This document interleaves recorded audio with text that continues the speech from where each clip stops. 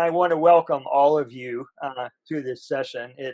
It's really a pleasure of mine as I've been hearing these luncheon presentations now for 2 years maybe. I've wondered, well, what have I done that anyone would be interested in? Who wants to hear about the New Testament? And so I thought, well, I'll talk about one of the apocryphal Gospels.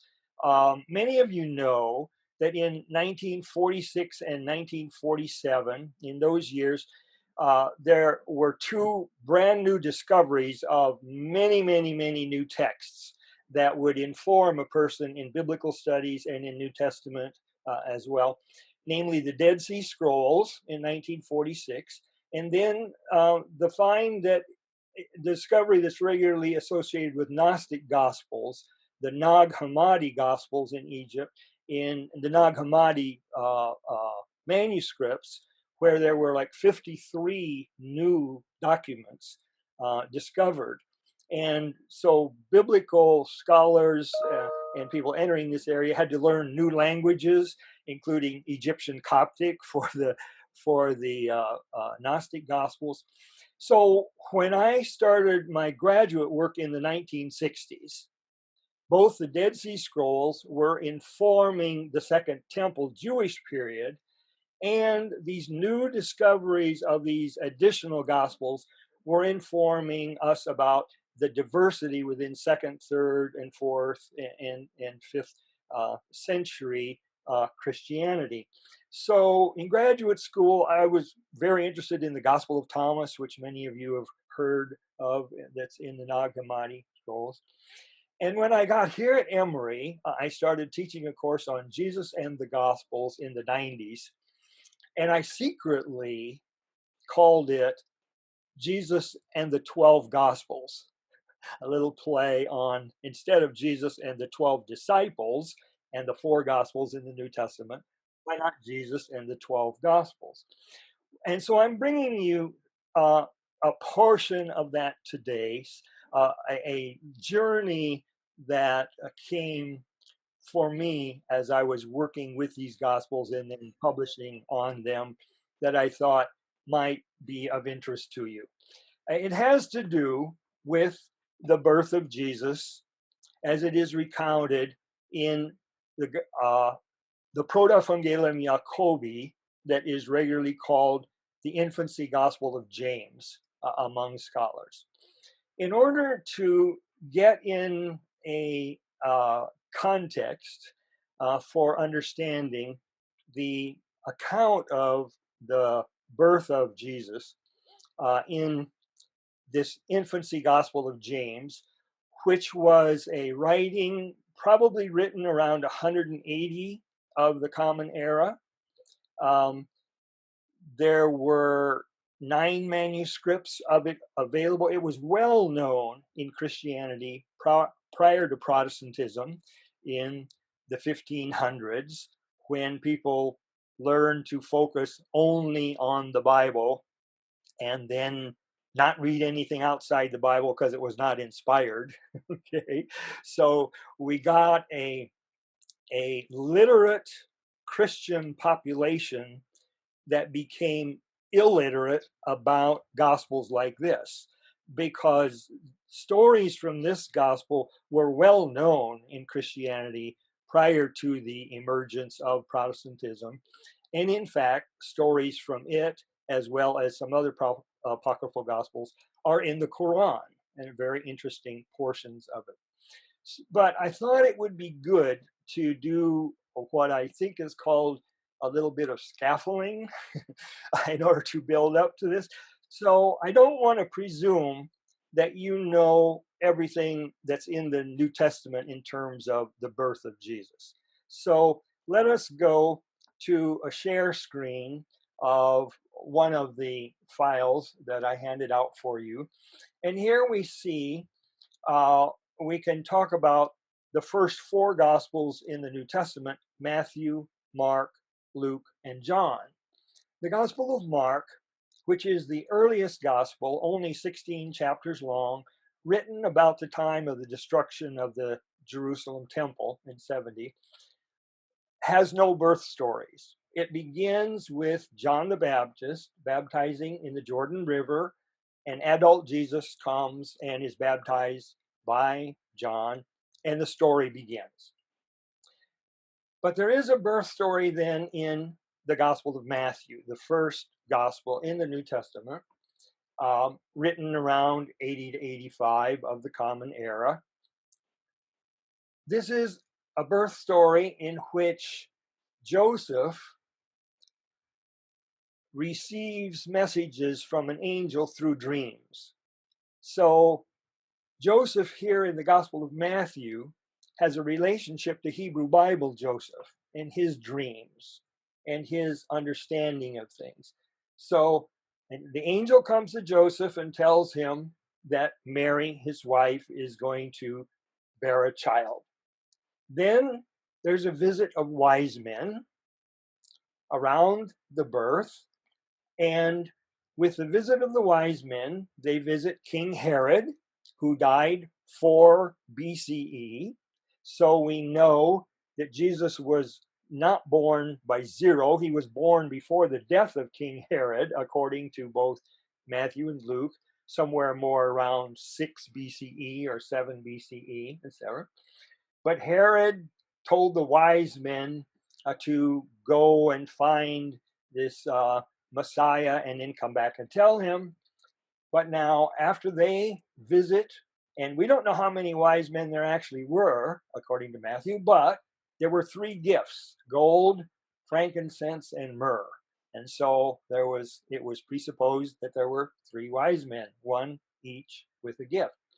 But then a dream came to Joseph and told them that they must flee and go to Egypt because Herod was going to massacre all infants 2 years of age or younger. So this is like Pharaoh did during the time of Moses in the Hebrew Bible. So Joseph and Mary and the child Jesus flee to Egypt, and then when it was safe, they came back from Egypt to Nazareth. Okay, that's Matthew. Wise men. Herod kills children under 2 years of age. The family flees to Egypt, so then Jesus can come out of Egypt back into Nazareth.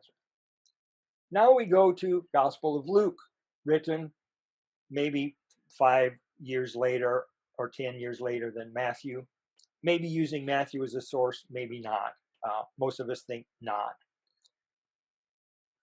In Luke, there is not only the birth of Jesus, but there's an account of the birth of John the Baptist. So it starts with John the Baptist, who is going to be born to Zechariah and Elizabeth, who is barren. So here there's intertexture with the story of Samuel being born to Hannah in 2 Samuel. And Hannah was childless. And so there's influence there and relationship to the temple. So after the birth of John the Baptist is foretold in the first chapter, then there's a promise of the birth of Jesus, but now not to Joseph, but to Mary. Mary is the one to whom the angel continually comes in Luke, and never to Joseph at all. And so after Mary is visited by the angel Gabriel and told that she will have a child, then Mary visits Elizabeth, who will be the mother of John the Baptist. And it is Elizabeth who expresses these incredible words, "Blessed are you among women, and blessed is the fruit of your womb," to Mary. That is repeated regularly in Roman Catholic ritual. And then in the house of Elizabeth, Mary gives her magnificent Magnificat. My soul magnifies the Lord. And she talks about all the wonderful things the Lord has done to her. Then Mary leaves, and the next story is that John the Baptist is born and then circumcised. I didn't include that text here. But then there is the really most famous story of the birth of Jesus, which Christians, many Christians can recite parts of it by heart, if not all of it. And so in the Gospel of Luke. In those days, a decree went out from Emperor Augustus that all the world should be registered. This was the first registration and was taken while Quirinius was governor of Syria. Okay. Now, in this birth story, when the child is born, there are no wise men who come. Rather, it's shepherds in the field who hear angels sing glory to God in the highest, because the Gospel of Luke is very hymnic. So the Magnificat is a hymn, this glory to God is a hymn. Then after Jesus is born, there is the naming of Jesus and the circumcision of Jesus. So there's circumcision of both John the Baptist and Jesus only in the Gospel of Luke, but there it is. And then Jesus is presented in the Jerusalem temple. And then in the Gospel of Luke, the boy Jesus goes to the temple at 12 years of age, and we have a boyhood story. Incidentally, I wanted to mention at the beginning, if at the end of this preview of things in the New Testament, if you'd like to have a few comments or a few questions, please click in the raising of your hand and we can address them and talk with them just a little bit before we go to the Infancy Gospel of James. But I want to show you one more thing in the New Testament because it's very important for the story we're going to investigate. Namely, as many of you will know, that the Gospel of John begins in the New Testament not with a birth story, but with the Logos word in the heavens with God before there is heaven and earth. Heaven and earth comes into being through Logos word. Then Logos word becomes light and comes into the earth that has been created and then becomes flesh. So he comes as light into the world, becomes flesh, and dwells among humans as flesh.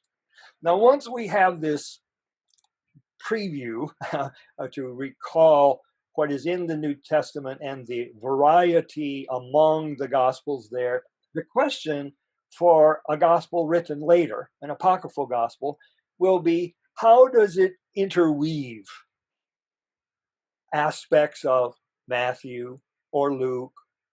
Could it bring in something from the Gospel of John or something like that?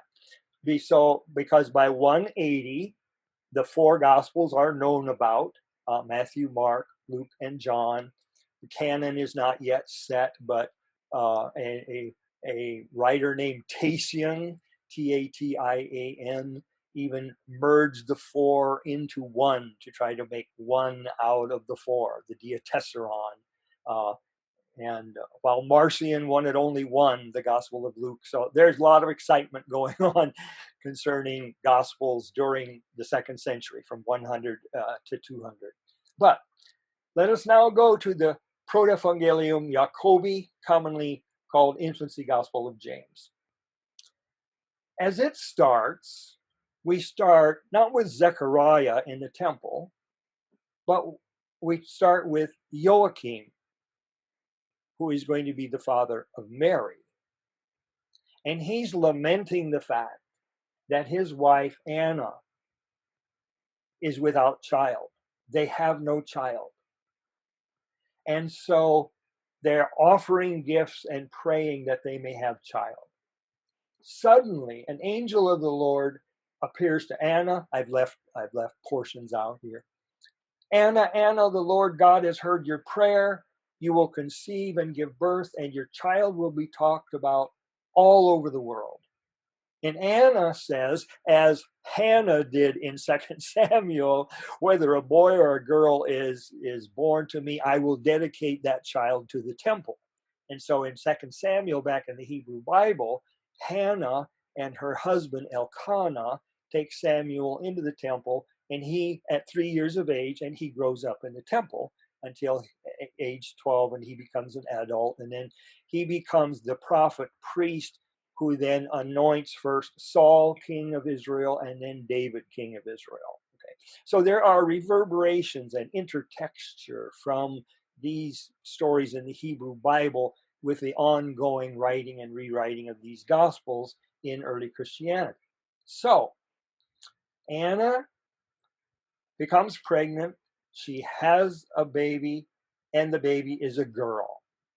And Anna says, I've been greatly honored this day, and this girl is offered to her breast as an infant, and she's given the name Mary. So here we have the birth of Mary, but now she is kept completely holy in this story. She is taken to her bedroom. It's made into a little holy sanctuary. She is not allowed to go out and play in the dirt with the other children of the community. They only bring little girls from the tribe of Judah into her bedroom where she can play with them, some in her little sanctuary bedroom until age 3.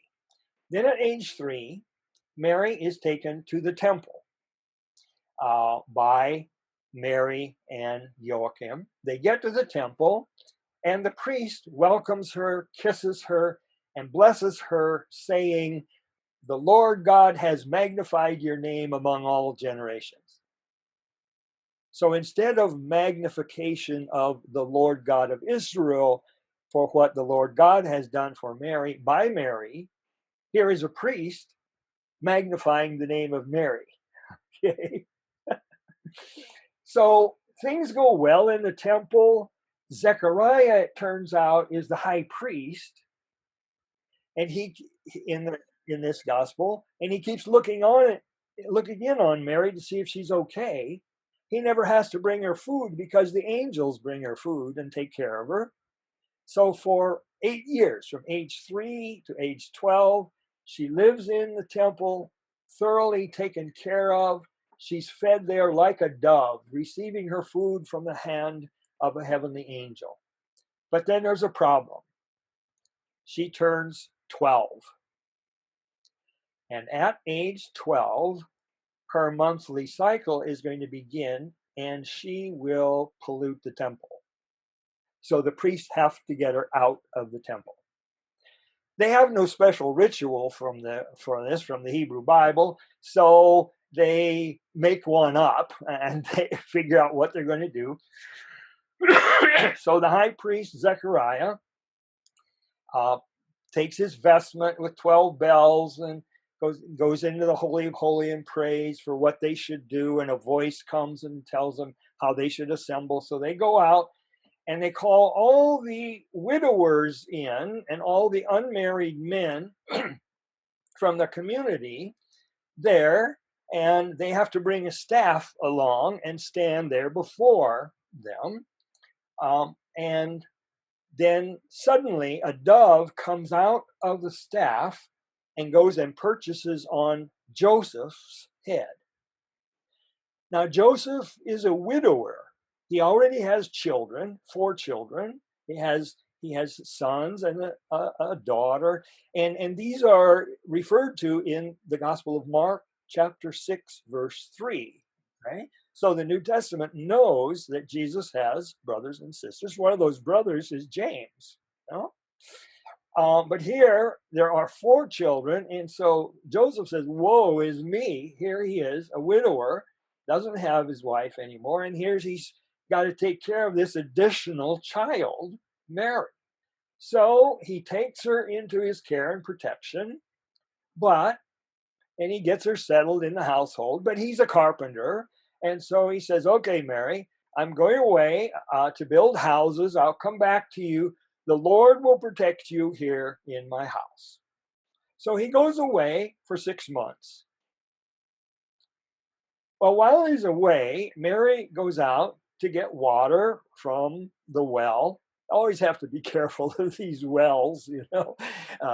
It was at the well, Joseph that wives came and were selected for way back with the time with Isaac, etc. And then in the New Testament, in the Gospel of John, there's a Samaritan woman at the well when Jesus comes to the well of Joseph to get water. And so Samaritans then are brought to Jesus through this very faithful woman, and it's a very famous story in Gospel of John 4. But here she goes out to get water, and here's this voice. Greetings, favored one, the Lord is with you. Blessed are you among women. So not only priests bless her, but here right away, this angel blesses her. Well, she's very afraid. She puts the water jar down, it takes up the purple thread, and she sits down to start spinning. As this is something women do, right? When they get a little nervous or something. Wow, maybe something's unhappening. So she's spinning her thread to relax a little bit. And heavenly angel suddenly comes before her again and says, don't be afraid, Mary. You see, you found favor in the sight of the Lord. You will conceive by means of his word. Notice carefully. This is not the language of the Gospel of Luke, where you have taurema for word, which is a standard word. You will conceive by means of his logos word. Watch out. Here comes the Gospel of John. Okay? But as she listened, Mary was doubtful. Well, if I actually conceive by the Lord, the living God, will I also give birth the way women usually do? And the angel of the Lord replied, no, Mary, because the power of God will overshadow you. Okay, so what unusual birth will there be? The angel doesn't say. And most commentators, all commentators that I had found, just simply read over this and said, well, this is basically just a kind of presentation of the Lucan version here. So you may have logos here, but no big deal. We'll see. Okay. So Mary finishes her spinning, and she takes her work to the high priest, and the high priest says, Mary, the Lord has magnified your name, and so you will be blessed by all the generations of the earth. And Mary forgot the mysteries about the heavenly angel Gabriel, and she looked up and says, well, who am I that every generation is congratulating me? She was just 16 years old, and her womb is swelling. And Joseph comes home after 6 months. And he sees Mary, and he says, Mary, what have you been doing? I went away for 6 months, and here I come back. How could you shame yourself? And she said, well, I didn't do anything. And she says, as the Lord my God lives, I don't know where it came from. So then an angel appears to Joseph and tells him, well, don't be afraid. It's going to be okay. But it's not okay. A person from the temple comes out and sees her pregnant because Joseph isn't coming to the temple. So there's a long water ritual, and they're sent out to the desert. I left that out here because we need to move the story along. But now we get to home territory. Finally, an order came from Emperor Augustus. Here we have the Gospel of Luke coming in. So we're on good New Testament ground, except here Joseph is wondering, what am I going to do with this girl Mary when I go for the enrollment? How will I enroll her? As my wife? I'm ashamed to do that. So should I enroll her as my daughter? Well, the people of Israel know she's not my daughter. So he's worried about this, and he's going along to Bethlehem for the enrollment. And Mary suddenly says, I am having pangs. Something needs to be done right away. So Joseph looks around, and he sees a cave nearby. And so he takes Mary in the cave, and he takes off to find a midwife. He's got to find a midwife to help Mary. So as he's going along, suddenly the world is really strange, because he looks up to the sky, and it looks like clouds are going through the sky, and yet they're not going through the sky. He sees cows chewing their cud, but they're not chewing their cud. In other words, time is all amiss. Time is going on, but eternal time is there, So there's nothing going on. So eternal time and ongoing time are interplaying. He looks at water running down in a stream, and yet it's not running down in a stream. But anyway, as he goes along there, here he finally finds a midwife. And he says, I've got to have someone who's going to have a baby in the cave. Well, who is she? Well, she's my fiancée. Well, she isn't your wife. And this is what Gretchen was talking about. Well, she's Mary. She was raised in the temple of the Lord. I obtained her by lot as my wife, but she's not really my wife. She's pregnant by the Holy Spirit. And as Gretchen says, the midwife says, really? Really? So Joseph said, yeah, come and see. So as they're coming to the cave, here a dark cloud comes down over the cave. Okay, if you know Hebrew Bible stories, you will know when Moses was in the wilderness and they had the tabernacle, the Lord God Yahweh would come down to the tabernacle in a dark cloud. So here we have the presence of God drawing near in a dark cloud. Suddenly, the cloud withdraws from the cave and an intense light appears inside the cave, so their eyes could not bear to look. And a little later, the light receded until an infant became visible. You see what's happened? The Logos has come into the world out of Mary as light and has become flesh. Okay? And the midwife says, wow, I've seen a miracle. And the midwife left the cave and met Salome. Well, now, once you have one midwife seeing a miracle, that's not going to count for anything. She needs a second one so that they have two witnesses to this absolutely incredible event, so that people in history will believe the story. So here she meets Salome. Let me tell you about a new marvel. A virgin has given birth. And you know that's impossible. And Salome replied, as the Lord my God lives, unless I put my finger and examine her, I will never believe. Wow.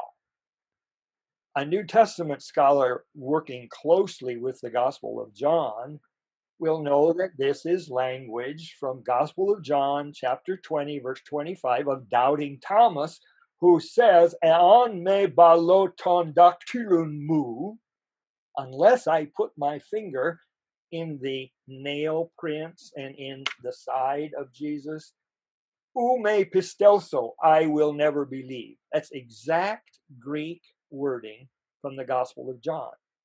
I can't find a scholar earlier who has noticed this, to my surprise. If you find one, send me the notice. But the midwife entered and said, Mary, position yourself for an examination. You're facing a serious test. So Mary positioned herself, and Salome put her finger into Mary. And Salome cried aloud and said, I'll be cursed because of my transgression and my disbelief. I have put the living God on trial. And her hand starts to disappear and be consumed in flames. So Salome falls on her knees in the presence of the Lord, and then with these words, God of my ancestors, remember me that I was a descendant, and you yourself know that I've been healing people, and please don't let me be destroyed. Suddenly an angel of the Lord appears. Salome, Salome, the Lord has heard your prayer. Hold out your hand to the child, pick him up, and then you'll have salvation and joy. So she reaches out, picks up the child, and suddenly Salome is instantly healed, and she leaves the cave vindicated. Then a voice said, Salome, Salome, don't report the marvels you've seen until the child goes to Jerusalem. When the child goes to Jerusalem, then both Salome and the midwife can testify to this incredible, miraculous birth. Now, there's more to the story, and if there's interest, why we can talk about the rest of the story. But at this point, Herod kicks in with he hears that there's an anointed one that has been born. He's going to kill all the children 2 years of age and less. And astrologers come. So we have the wise men in Infancy Gospel of Thomas. But I think no shepherds are here anywhere. But they come and they give gold, incense, and myrrh. And when Mary then hears about the actions of Herod from the astrologers, then she wraps the child in strips of cloth and puts him in a feeding trough for the cattle to hide him from King Herod's people who are coming. So Jesus gets in the manger in the Infancy Gospel of Thomas when Mary hides him there so that he can't be found.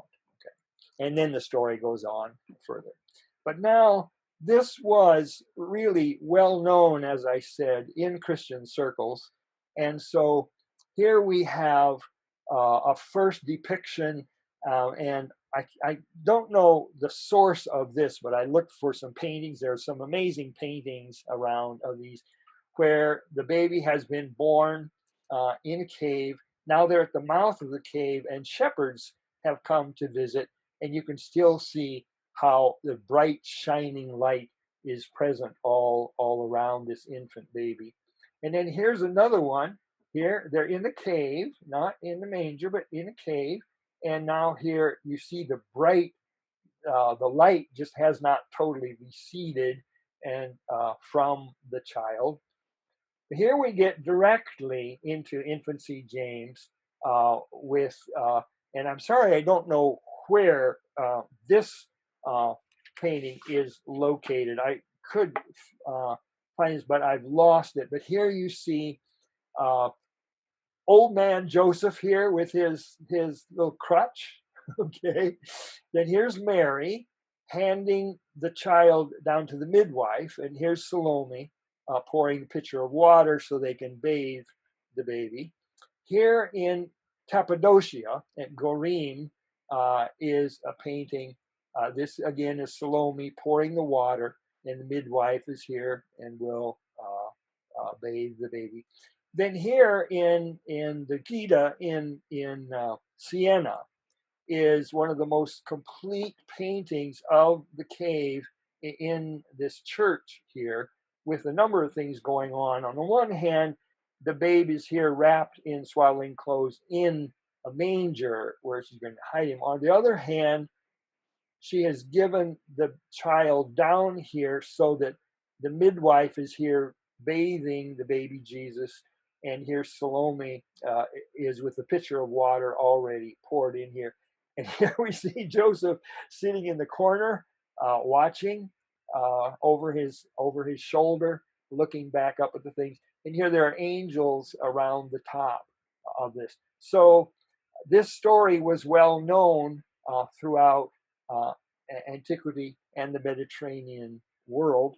And we're now at 12:14, so we have plenty of time to talk about this. And there is much more to the story that I didn't include. I also sent out a complete text of the Infancy Gospel of James.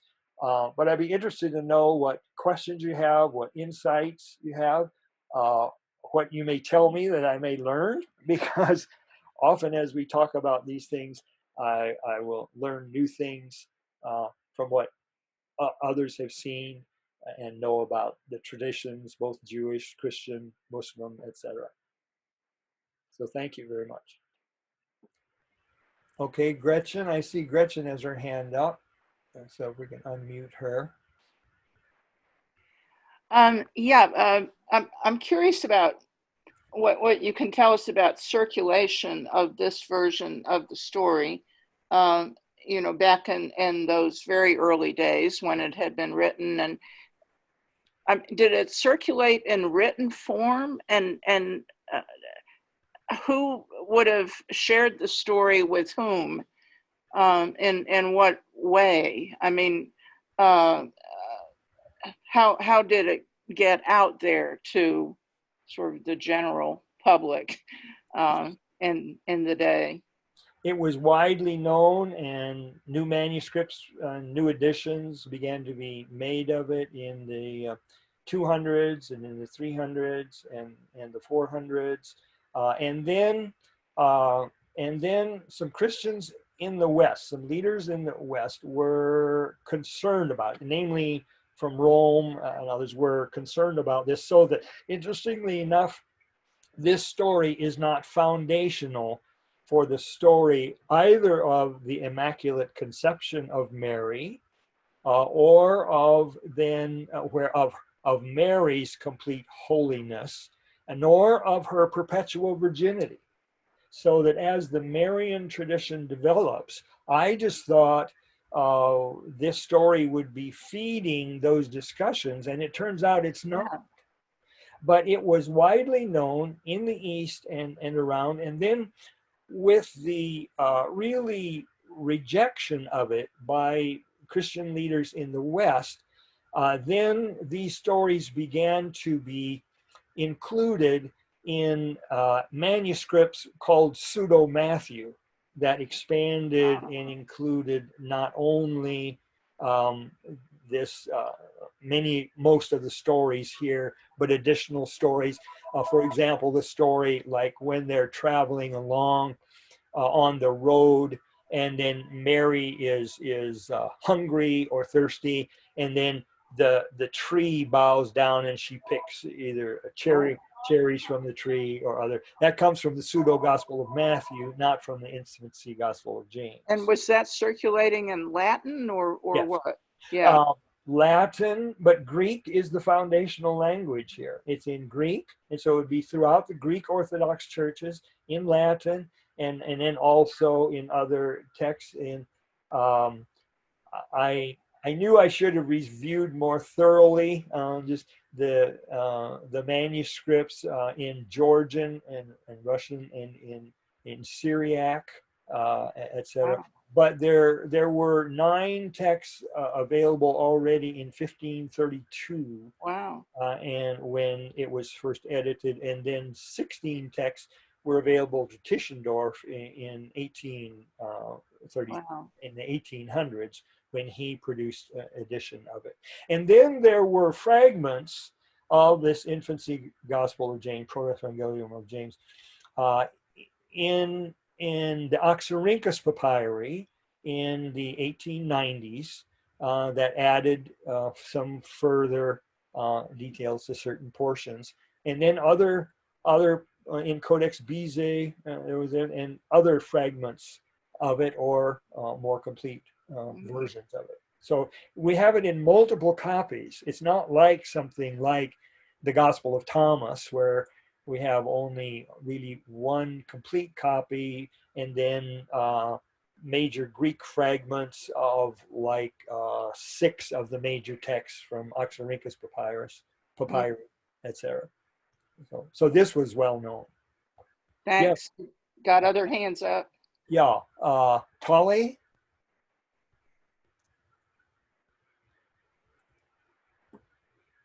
Wait, let me Okay. Now you're okay. All right. I'm the one who raised my hand. Okay. All right. I just wondered about the significance of the purple thread and the red thread. It reminded me a little bit of Greek mythology. So I just wondered if you have looked at that or thought about that. It turns out that this is very, very important. Okay. The purple thread, along with the crimson thread, and I didn't include the whole thing about all the threads that were given to be woven together. If we look into this closely, it turns out that this was authentic purple. Authentic purple thread, in contrast to the fake purple that was the dye that was created by the Lydians and would have been used by Lydia in the book of Acts. Okay, and Mary is singled out to use this authentic purple, which is very important within the robe and of the high priest, and within the altar curtain as well. So that's a very good question. Okay. Want to pursue that further? Yeah, sure. You have something. Okay, thanks. Yeah. Okay, anything more about this? I mean, what did purple thread mean to you? Tell me, what is your first name? I know Tolly. Jerry. Jerry, right, Jerry. Jerry. Yeah, What right. did the purple signify? Royalty is what I think of first. Yeah. This is, most royals have purple garments, or that's a significant, but also the scarlet is, sometimes interpreted as a negative. So I'm just curious. This is the priestly one. This is priestly purple, which is surrounding the perfectly holy and complete holiness in the temple. The noticeable thing about this whole story is its priestly texture. Okay. And it's amazingly lacking in royal texture, in kingly texture. Only king there is nasty King Herod, Right. but the whole story has to do with priestly holiness and how that holiness has made Mary into a perfect holy vessel into whom, through whom the Logos word could flow as light that came into the world. Incidentally, while I'm on it, there is a text that existed where, as the Gnostics were talking about Jesus being completely divine and coming into the world completely divine and never participating in flesh, so that you move into docetism where he only looked fleshly but was totally divine. Then they said, one of the authors has a tradition where the Spirit came through Mary like water through a pipe and never participated in her humanity. Okay, so that Mary in this way could have remained divine and never have actually participated in the flesh of Mary, according to some Christians. And it was interesting when I was teaching this here at the Emory University. In one of my first classes, a young woman in the class said, in my church, I was taught that when Jesus was born, he did not have a navel because he was not fed through the blood of the flesh of Mary, but he was completely divine. I said, really? Interesting. Yeah. Hey, thanks. Okay, Brenda.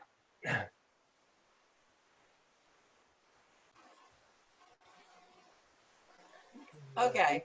Hey, it's actually Carrie who has a question. Okay, all right, Carrie. Okay. So you're unmuted. Thank you, Vernon, for that really fine presentation. Thank you. Question, and that is, I wonder if there'd ever been any theological or existential study of the traits of selectivity by which these people were chosen. Joseph was chosen. The dove lands on his head. Mary finds favor in the eyes of the Lord. And she, in fact, questions, who am I to be worthy of this blessing? What study or answers to the idea of what traits, what are the individual factors that made these people so special, basically, whether in the eyes of the Lord or in the eyes of humanity? That's a terrific question and a very fascinating one. Actually, Carrie, what you're moving into here is the whole issue of predestination. Okay. And the issue of okay, and the answer concerning the traits that people have by which they're selected, the real answer is only God knows. No one knows the traits, but this concept of predestination was alive and well in the Dead Sea writings, those writings that come from 150 BCE, 100 BCE, this Jewish community that was expecting the end of the world within 40 years. That's the way they did it. And then when that 40 years was up, they extended it to the next 40 years, okay? But people were selected to lead them, and there were people who were people of light, and there were people of darkness. And so a lot of the Israelite community were people of darkness. Only they in this community were people of light. And so they lived according to the calendar that was the solar calendar rather than the lunar calendar that was used in the Jerusalem temple. Because the solar calendar followed the sun, which was closer to the origin of light. And they, as the people of light, are following the primary light that established then the order for all of the created cosmos, with the sun and then the moon and the stars and then the light that came in the day while they had the darkness at night, etc. And all of this is preordained. And this became a very important part of the teaching of the Apostle Paul in the New Testament. And his whole thing about himself, he was born and raised a Pharisee, and raised as a Pharisee, but then through some strange process, he was selected for the risen Christ to appear from heaven and call him to become an apostle to the Gentiles. So he did a lot of thinking about why me, okay? And he said, people are called by God and then by Jesus Christ toward certain tasks that they must fulfill. So when he was told that he wasn't up to the task, he essentially said, look, I'm doing the best I can. I have this task, and I'm not a good speaker, but I have to go speak, and so I'm doing these things, and I work and support myself, so you don't have to support me. And it developed a whole further dimension of predestination. And I've just recently been working in Paul's epistle to the Romans, where he gets into this, and you look at it and you say, whoa, God has foreordained that you will be called to do this particular task, and you must respond to your calling and go. So most of the times, like Jeremiah, when he's called in chapter 1, he says, why me? Why me? Don't call me. I don't want to go. When Moses was called in Exodus 3, go back and read that. Moses says, no way, no, not me. I can't talk, maybe my brother Aaron can talk for me. And finally, God just becomes exasperated and says, go, because Moses feels totally incapable, but he has been selected. Why? Now, what you see in this story is that once selected, the whole issue is holiness, purity, sanctity.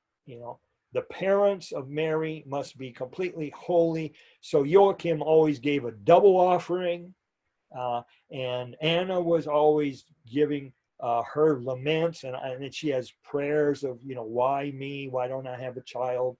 But she is the one selected. And so the message there, I guess, is a pretty good one for all of us, that the divine powers always have worked through imperfection and always will. Thank you very much. Excellent answer. Yeah. Okay, Gretchen. You're muted, Gretchen. Yeah, I'm unmuted now, I think. I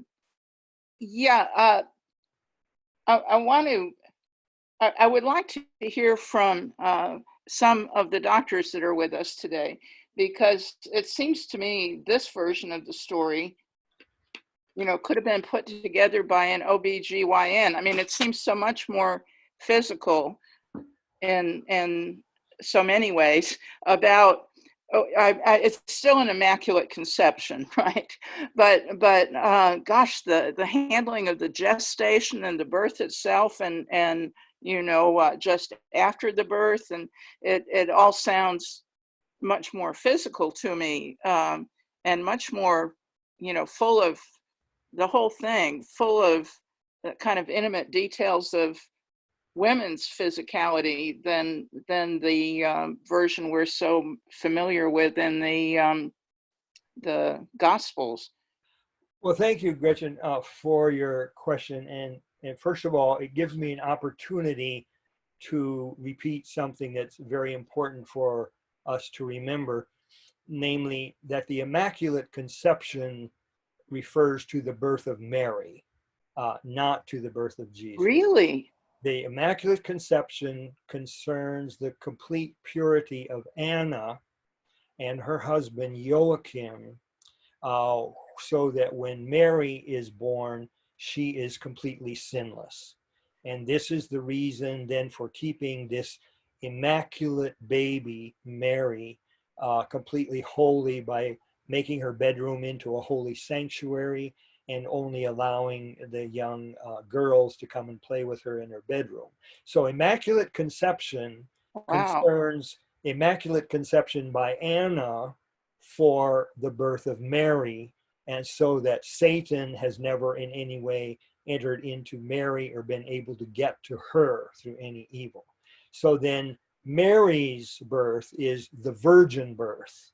And here what we're dealing with is her perpetual virginity once she was once she conceived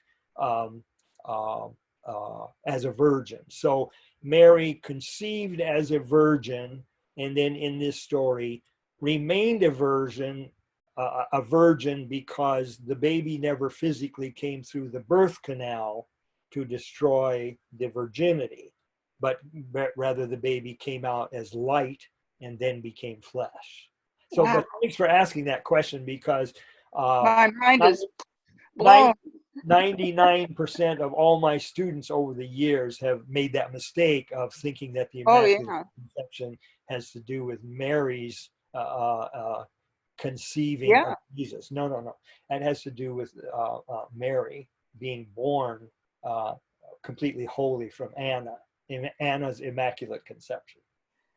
But really, it's so easy to relate to, the Salome, who wants to stick her finger in there. So assume the position, Mary, and all the women in this room right now have been there and done that, or had that done to them. So, okay, sorry, one more thing. And so Anna is the Saint Anne of the Roman Catholic Church. This is the Holy Mother of Mary. Okay. I'm sorry. So let's get back to physicality. Our daughter is an OBGYN, so she knows a lot of these things. She's not on here. That's my sister, but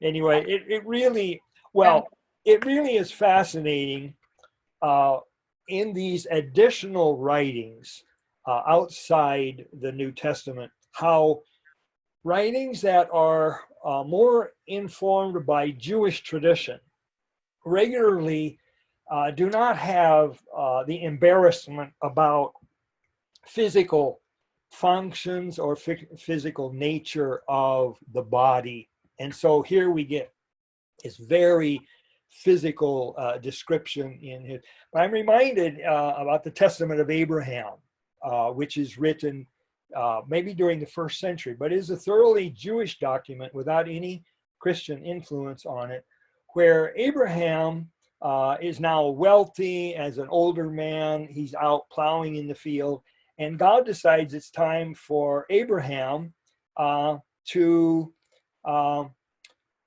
go on from his earthly life to a life in the heavens. And so God sends the death angel Michael to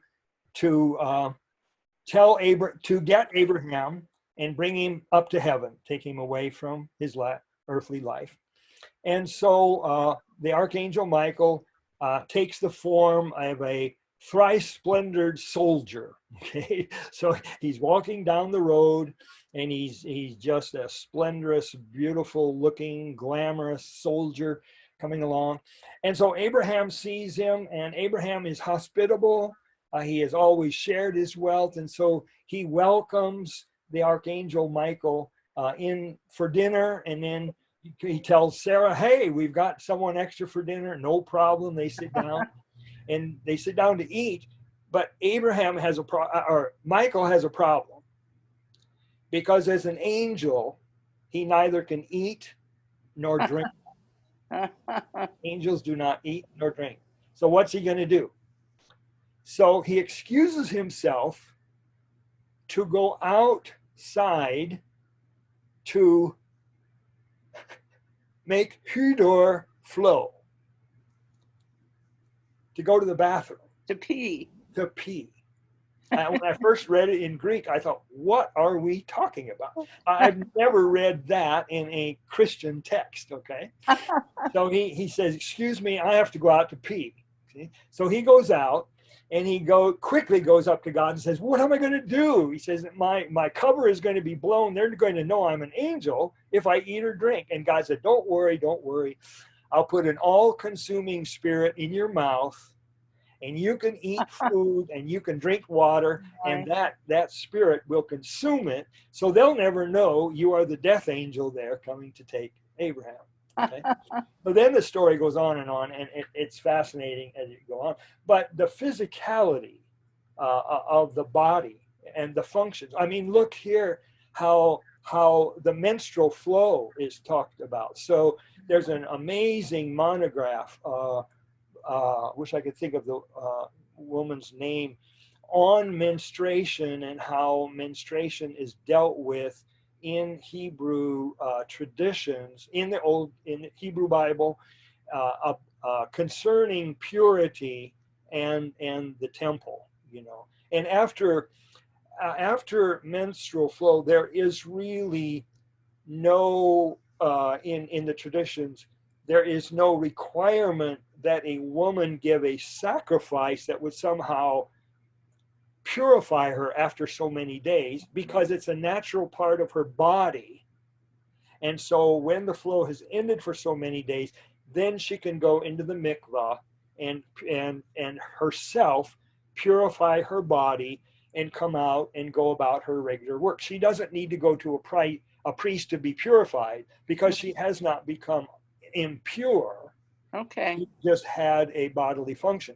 So these studies, now helped out very much by feminist criticism and feminist writers and authors who have explored these things, have been really giving us new information over the last 4 or 5 decades. Thanks. Yeah. Hi, Vernon. I don't have a hand to raise. This is Gray. Okay. So I can't raise my hand. But so it seems like in this text, there are elements that are not present in any of the 4 Gospels. Yes. And so the question then is do you know, did they come from some earlier source?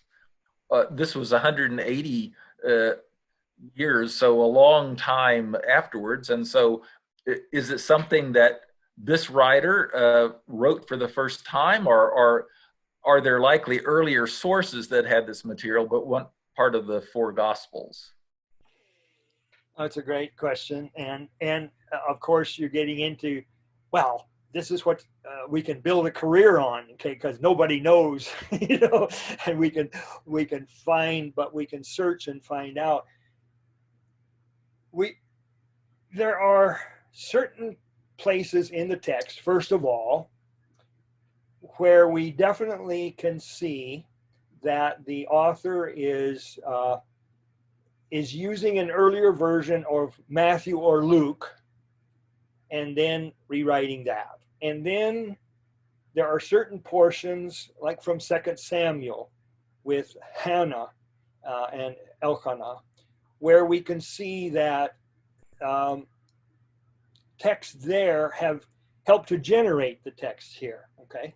Now, a good question a good test place will be the long, long lament by Anna at the beginning of Infancy Gospel of James that is in the full text, but I didn't include it in what I presented to you here, where she systematically goes through, woe is me. The birds are able to have nests and have babies.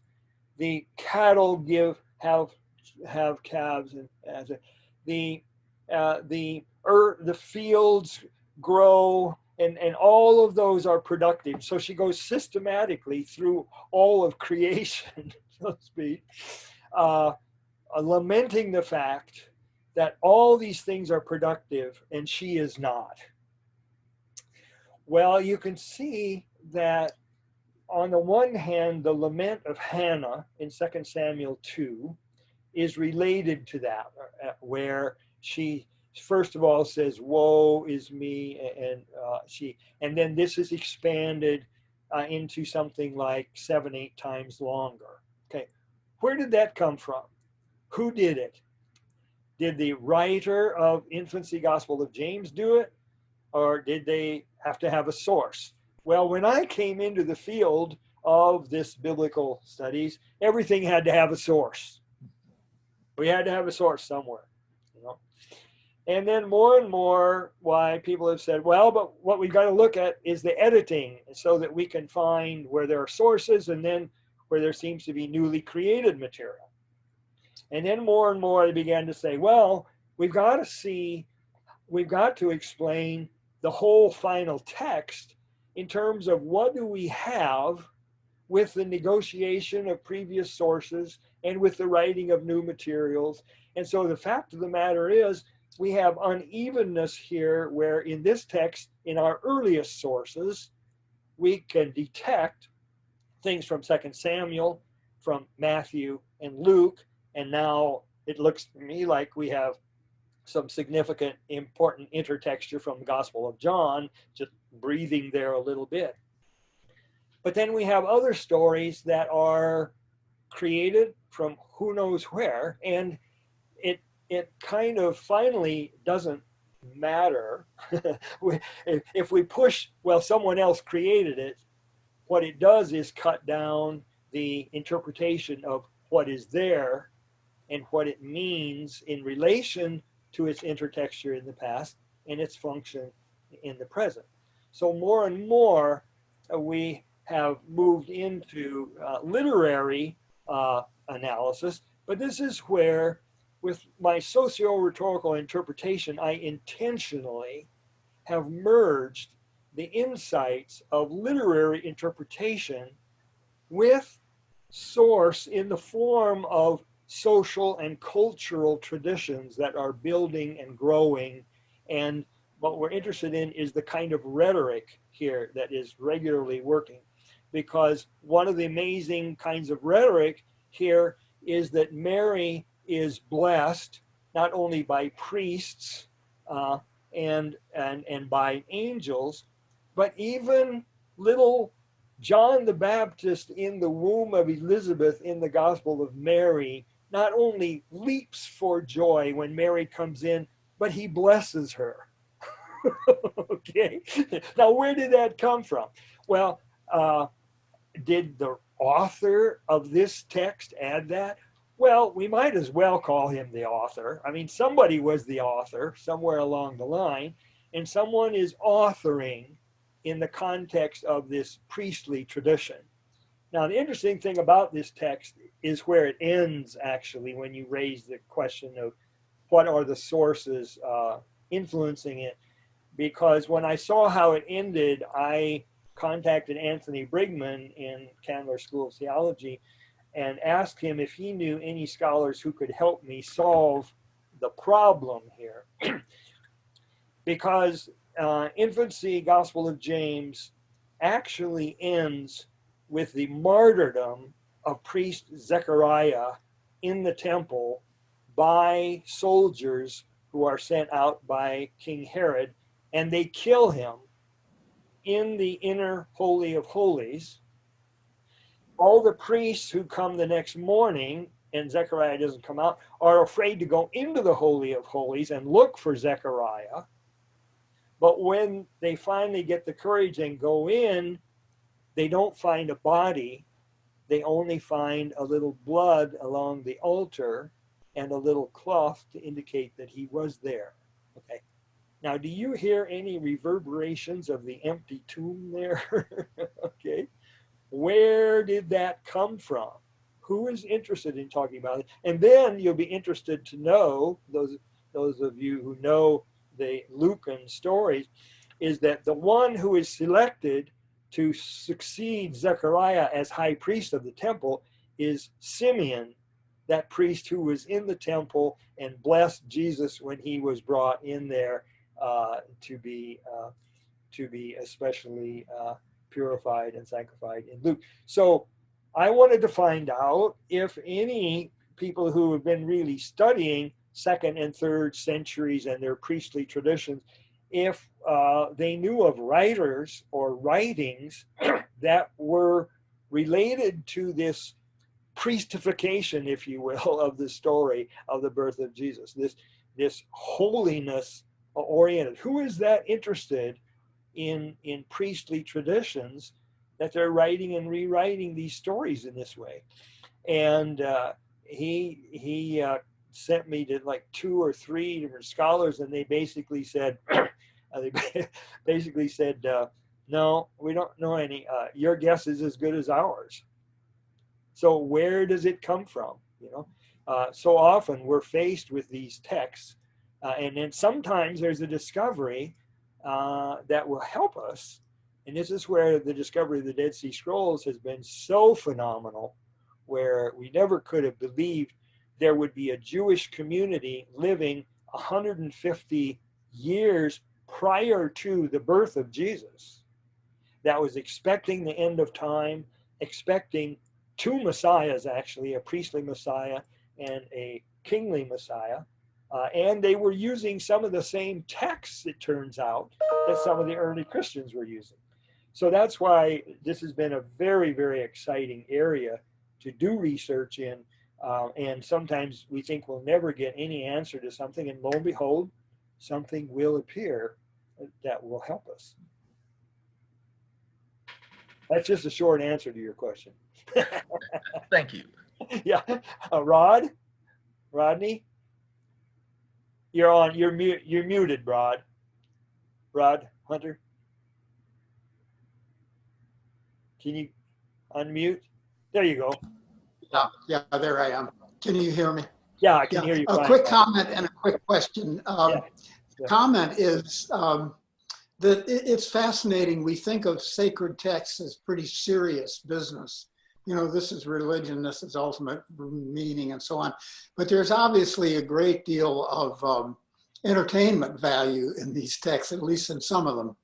And this one today does seem to have some of that quality to it. That's a comment. The question is sort of follows Gray's question, and that is specifically about the cave. Does the cave have any kind of symbolic significance or any antecedents in tradition, even apart from the question of the source? Is this the first instance of a cave tradition about Jesus' birth? Or does it have any larger significance that we should grasp in this story? Oh, I think this is the first instance of cave being associated with Jesus's birth. I think I can just directly answer that. The function of caves can be a very long discussion, I presume. I have not seen a major study of it that has really tried to gather all the information. We go back and think of Elijah at the cave where the angel came and fed him there, the prophet Elijah. And then, well, I can't, maybe some others can think of. Was David in a cave? Didn't King David? Well, I was going to say, I think David with his troop, his small group, were in a cave before they went and took the showbread from the altar and ate it, and it becomes a topic of conversation in the tradition. Or could it in any way be related to the tradition of Jesus being buried in a new tomb cut from rock, a kind of a cave-like burial? Well, see, it's so interesting in this story itself that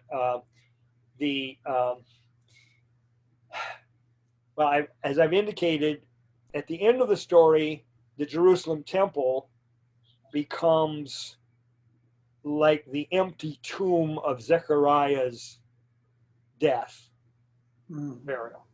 Okay? And so one of my students, while working with Mary as the holy vessel in which the Logos came, and then came out as light, that she herself has become temple-like and then cave-like in her own way. So we have this embodiment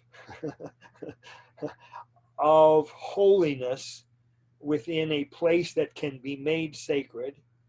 And it's like the tabernacle in the wilderness, where they set up a tent that could function in a kind of cave-like manner for the Ark and the Ten Commandments, and then the cloud of darkness of the presence of God can come down upon it and enter into it.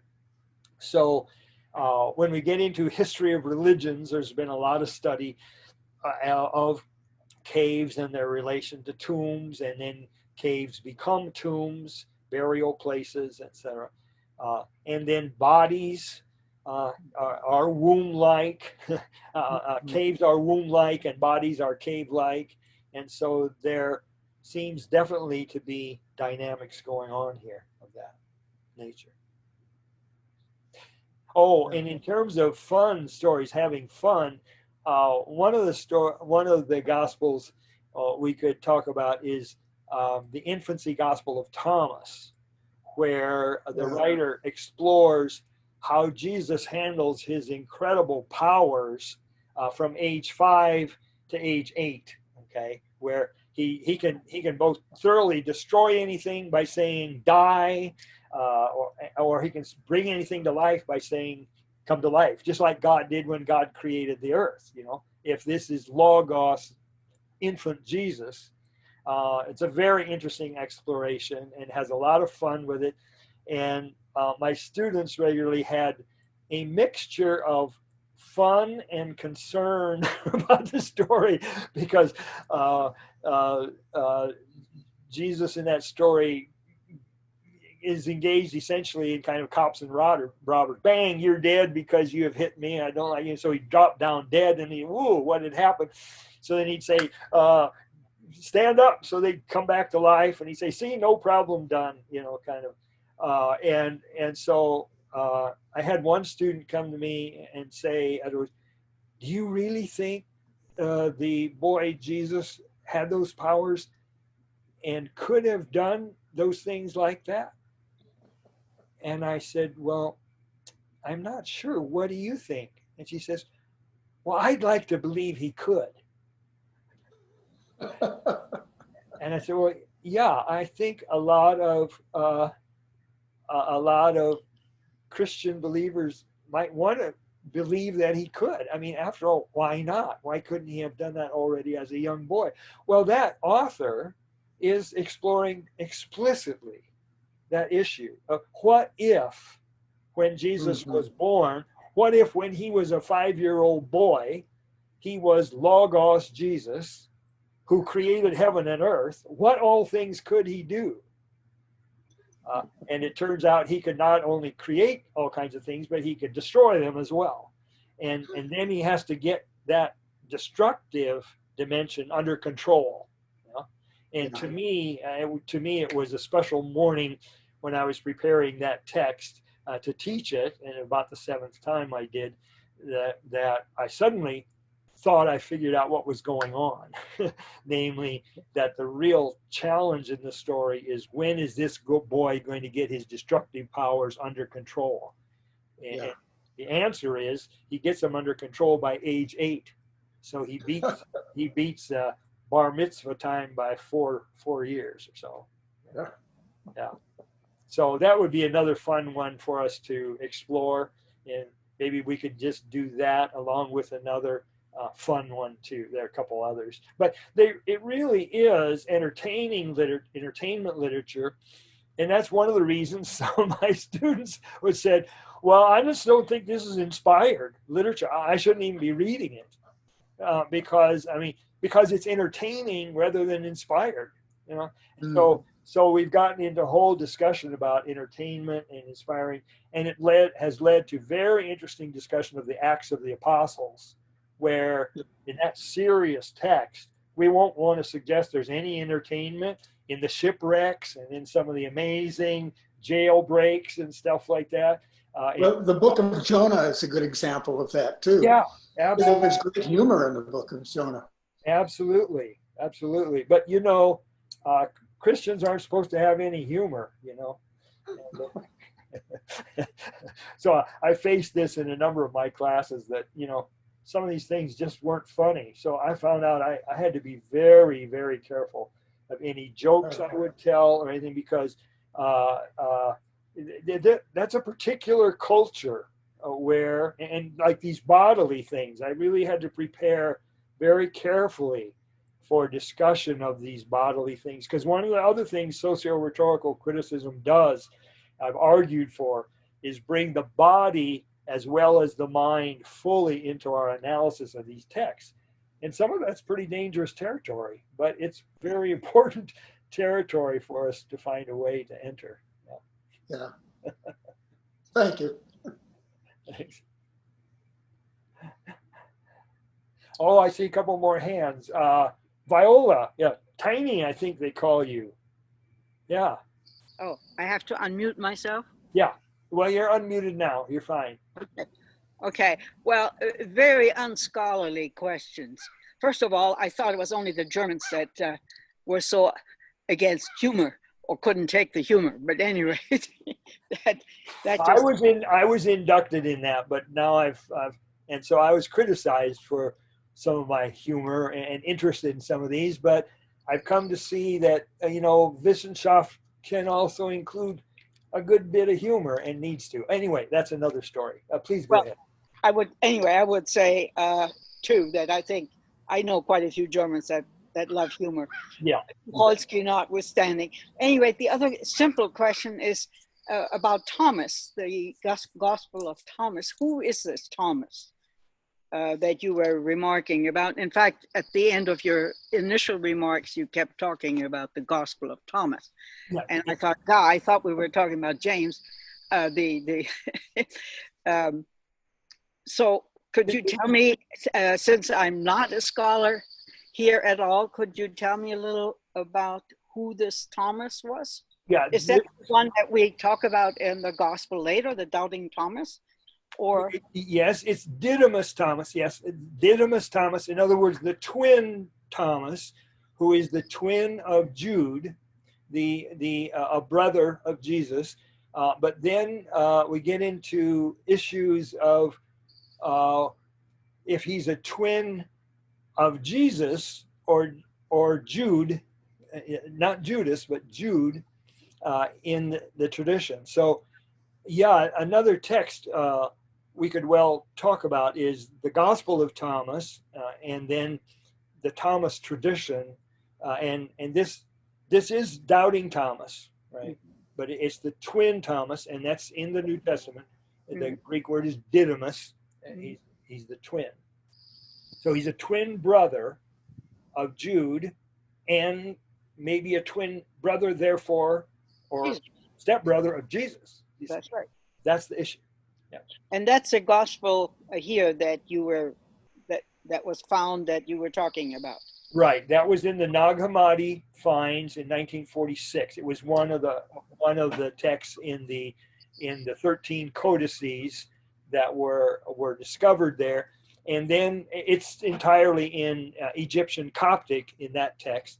And we had not seen the complete text of Thomas. And then once we had that, then we realized we had like 6 or 7 Greek fragments of the Gospel of Thomas that had been discovered in the Oxyrhynchus papyri and translated, simply called agrapha, sayings. And now they knew they were fragments of the Gospel of Thomas. Fascinating. Thank you so much. I just really enjoyed your presentation. It was wonderful. And I'm glad you gave us a text to read first.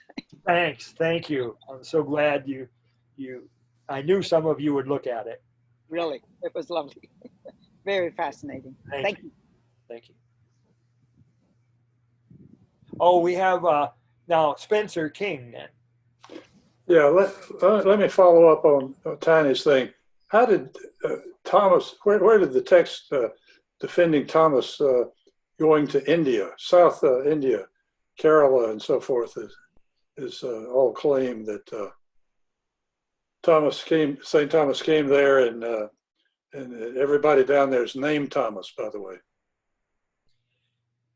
Yes, well, here there are a series of texts in Eastern Christianity that support your experience if you go to India, okay, where you can be taken to the tomb of Thomas, taken to Mar Thoma churches, and be told the stories of how Thomas came to the east and came all the way into India, and then in that context became influenced more by Eastern traditions, like Buddhist traditions, etc.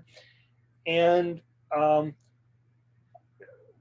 it's a very fascinating story and sort of literature trail to find these traditions, because in fact, in Gospel of Thomas itself, which may have been written as early as 100 CE, has sayings in it that are sayings that one really understands only if you've studied Buddhism or some aspects of Hinduism fairly deeply. For like, if the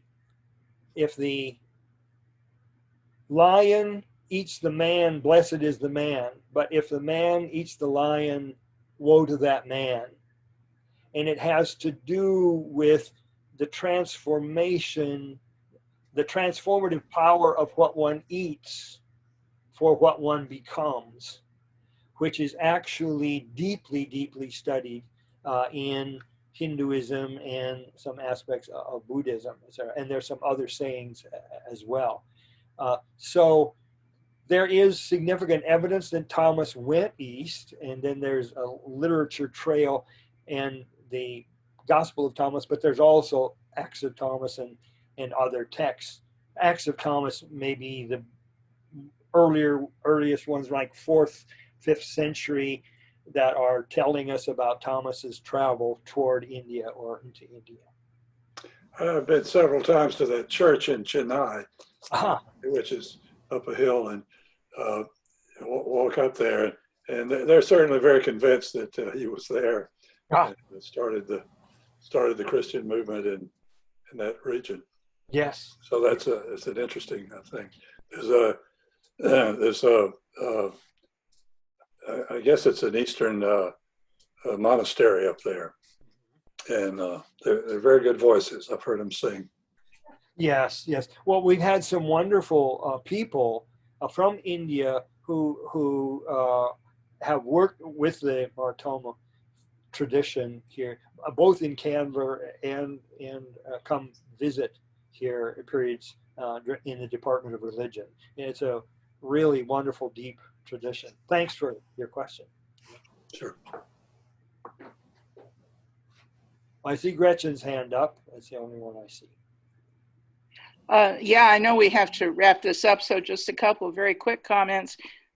We did have Thomas Thangaraj come and talk to us about Christianity in England about a year ago now, and that was when he was visiting Atlanta. That was a wonderful visit and presentation. wanted to mention that. Wanted to mention just very quickly how much I appreciated Rodney's question because I've actually done a good deal of thinking and some writing about all the caves in the Odyssey. You know, it's so much a part of Odysseus' story, and mainly female figures, but you know, so many occasions when he encounters a female or feminized figure that's living in a cave, the womb, the tomb. It's all interesting.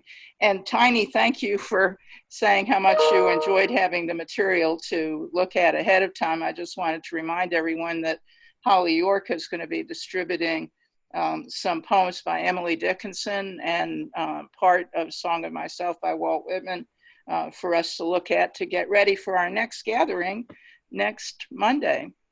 Thank you. Thank you. Thank you.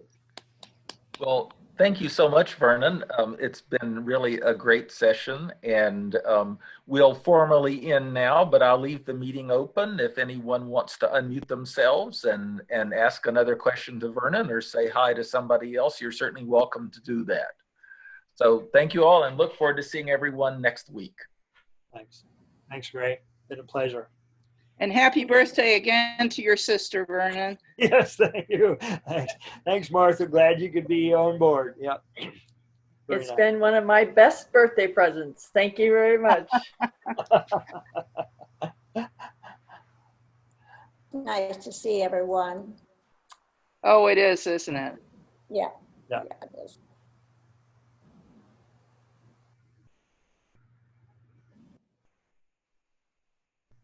We're being so quiet. Hi, Liza. Hi, Ron. Ron's going to be presenting before too long. Liza is? Well, I have something in mind for Liza, but I haven't told her yet. Oh, I see. Have some work. Surprise, Liza. I'll be in touch. No, Ron Gould is going to be presenting on a very brilliant and strange mathematician that many of you may know about. I didn't, called Paul Erdos. So that's coming up. We really do have some wonderful programming set for the summer. But not next week, right? I mean, is that Ron? I don't know what. 2 weeks for me. Not next week. Holly next week, and then we have the young man, young compared to us in history, Daniel LaChance, talking about Cold War and what was going on in the 1950s in this country and influences so much still.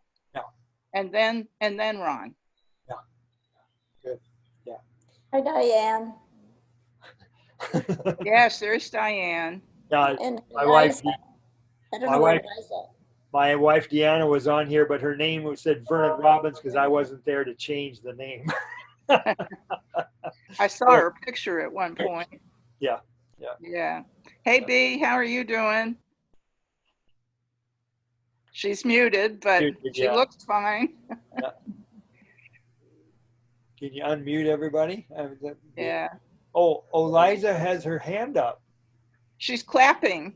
Oh, thank you, Liza. Clapping. Yeah, we're all clapping, Vernon. That was such a treat. Well, good. Thank you. And you know what I'm going to do now? I'm going to go away and get a sandwich and watch my taped recording of Days of Our Lives. Okay. Good for you. Good. That's my most shameful secret. I just shared it with all of you. We have these secrets, you know.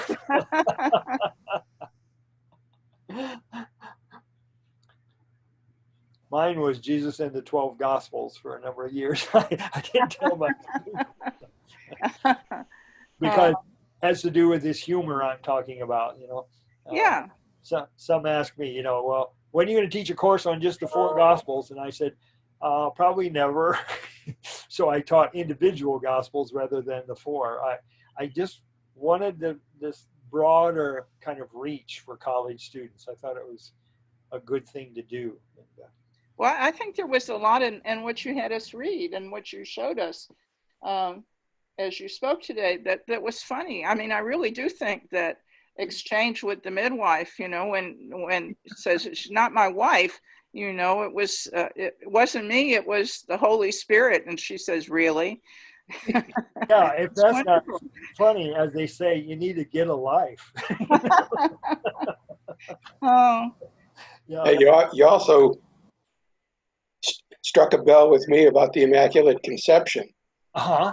I mean, I had priests and nuns in the Catholic Church teaching me that was Jesus's birth. Same here, Ron. Been confused for 77 years, apparently. Really? The nuns themselves? Oh, yeah. Yeah. Right after they smacked me on the head, they would say that. Well, I never knew that. I just presupposed that if they would teach it, they would have it right, and that my students were just making a mistake. Well, and 99% of the population, because I just became aware that it was misunderstood. Because, and it would happen when they would slip in the term, and they'll say, wow, I just never read the stories of the Immaculate Conception of Jesus before, you know, and it was so interesting when we read it in Luke and Matthew here. And so then that would give me an opportunity to clarify. And they would, well, that's why I'm wondering whether I just misunderstood the nuns or not. But like Ron, that's the background I came out of, and all of these years I thought that's what it was all about. Yeah, it must be. It must be the case. By the way, a little humor too before I go away. One of the misstatements I like so much in my little collection of silly things, stupid things that students have said has to do with this. A student trying to talk about the Immaculate Conception talked about Mary as having an immaculate contraption. I guess Salome would be able to confirm that. I'm going away. Days of Our Lives is calling me. It was, okay. It was like that moment when we were talking to a Jewish scholar, and he meant to say, well, I'm really concerned about this discussion because it's just too circumscribed. And he said, oh no, circumcised. I mean, you hear it. And so we had a good laugh. And then he realized what he had said too. So, and I always have to watch that I myself don't inadvertently say something like that. Right. In a presentation like this. Easy to do. It can happen. Well, thanks so much. I just appreciate all of your coming and bye, everybody. Entering in. Vernon, yes.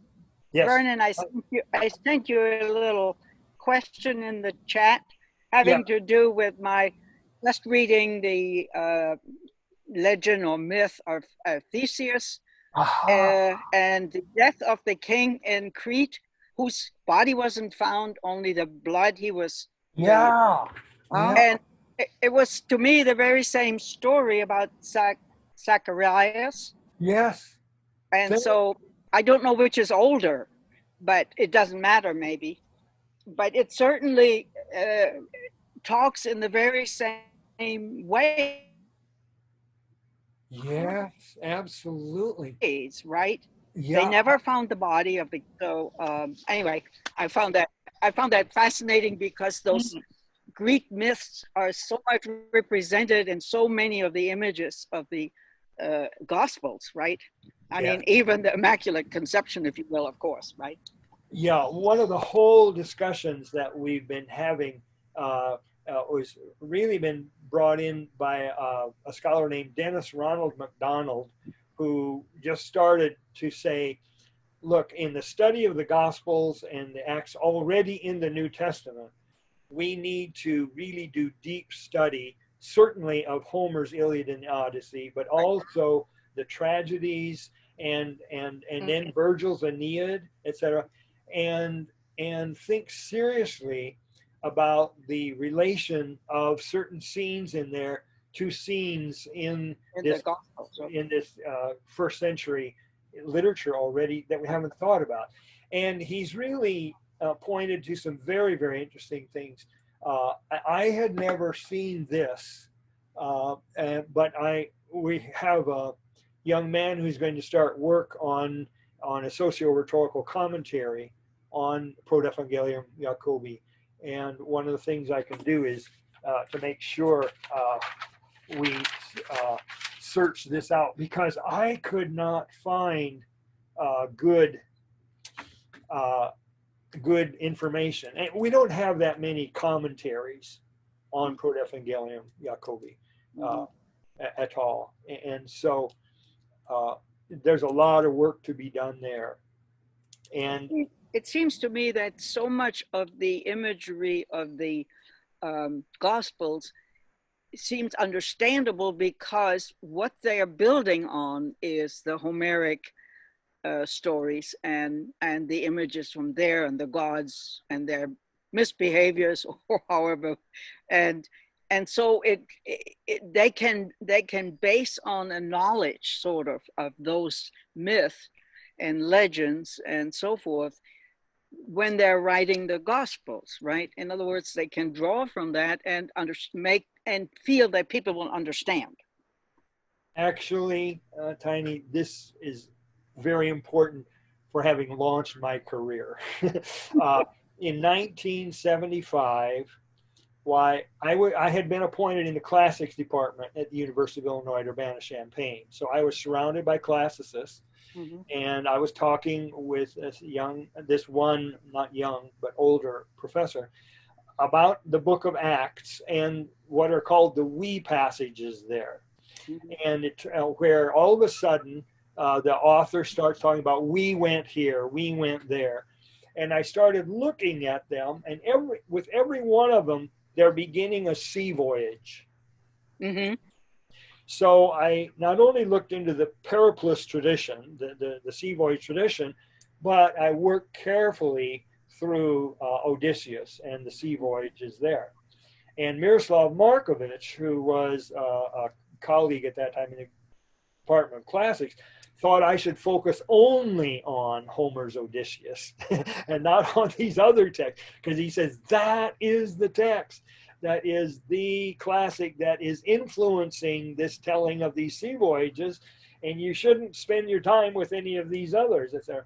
But then, so for 10 years, when I argued that the we passages were sea voyages, and that's what that one book is about, the sea voyages and beyond, for about 10 years, people said, wow, Vernon has really solved the issue of what the dynamic of these we passages are. And then a whole conservative tradition came in that began to say, oh no, what Vernon is really saying here is all these we passages are just fiction.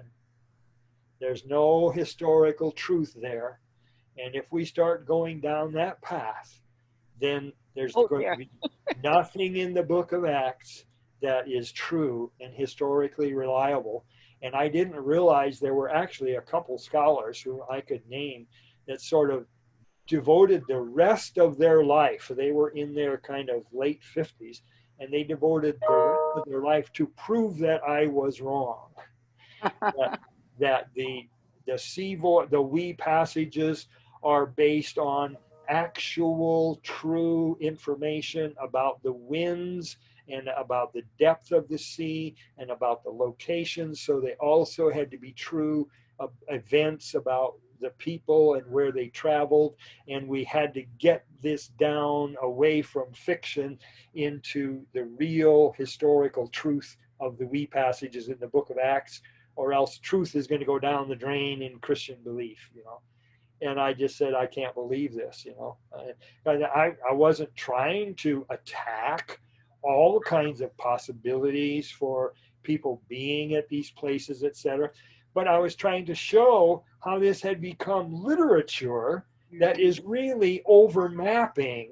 So what happens, my argument is that the sea voyages of Paul in Acts are overmapping both the sea voyages of Odysseus and the sea voyage of Aeneas, who goes on to found Rome.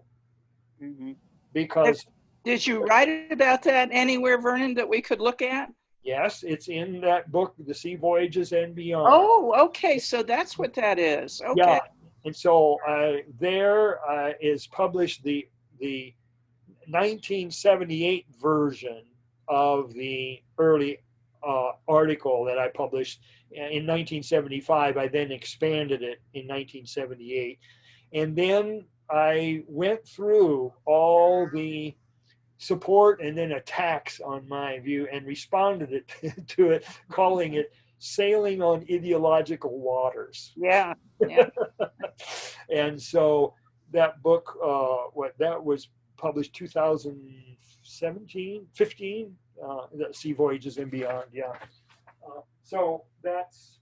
I think it might have been 2010. That's right, it was. It was 2010, probably.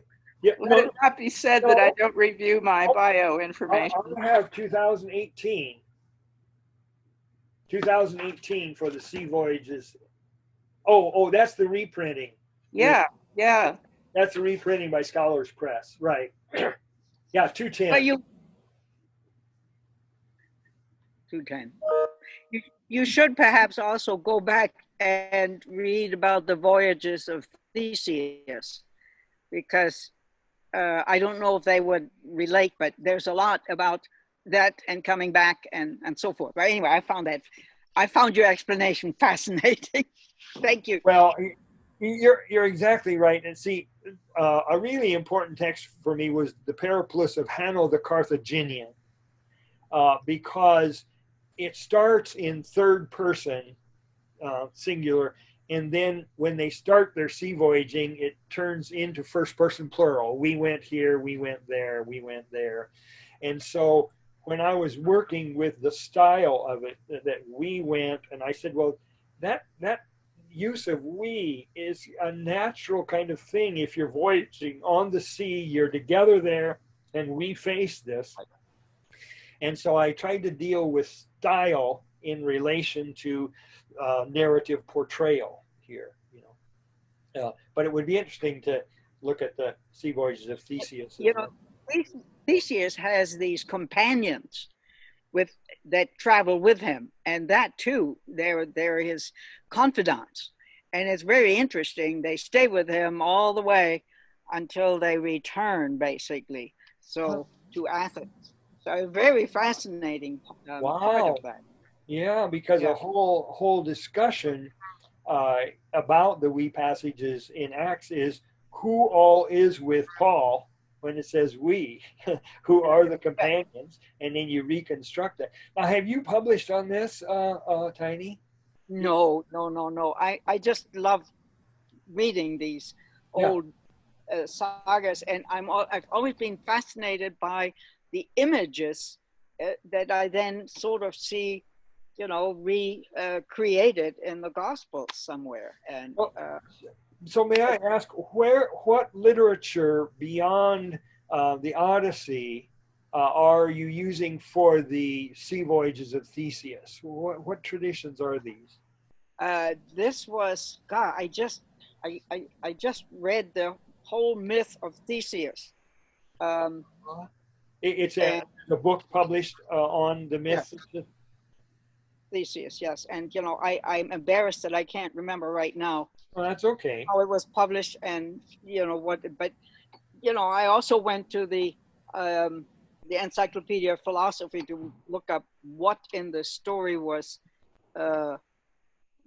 true to the knowledge that we have of Theseus and what was sort of embellished. No. But the fact, the way he selects his companions in the foreign land, for example, then they stay with him till the end, so to say. Well, they individually sort of spread out and go back. But anyway, they're just certain parallels that I just found fascinating with what you were just here relating to us too. Is the name of this book The Myth of Theseus? Yes, I could run and get it, but yeah. Well, I can look it up here and I could find it. That like I said at the beginning, you never know what you're going to learn. Well, you know, if reading about the Odyssey, I couldn't tell you where I first read it and how many times, you know, and Sure. so this is the way I felt about Theseus. And I just, no one has ever said this before. I never knew about this.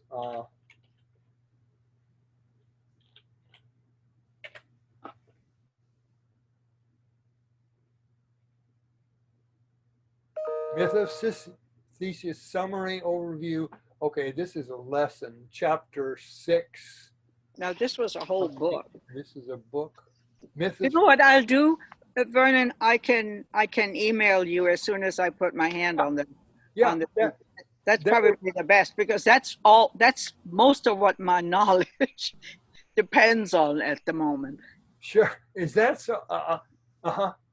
Absolutely. Please do, because there are a number of things listed. So Theseus is looks like it's a whole industry.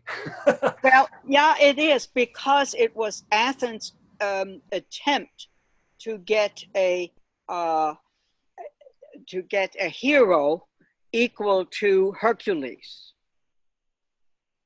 So, you know, in other words, they didn't have a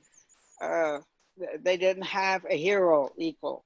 And so the whole myth of Theseus is sort of built around this effort to come out with someone equal in and strength. Oh, I see. Yeah. So I really have not thought about that at all. I just didn't know about it. I'll look it up, and you know, the thing that I read. Sure. I'm sorry, I just get so involved in the story I forget who tells it to me. That's no problem at all, especially in this day and age. We can find these things, you know. I know we can, right? Well, thanks again, and I'll let you go. I just couldn't quite let Zacharias go. Yeah. Well, I'm glad you didn't let him go, because this is fabulous. That's fascinating. Thanks so much, Tanya. Come back and do some more, okay? Okay, I'll think of try to put together a package. Yeah, Fun. Great fun. Thank you. You're welcome. Bye-bye.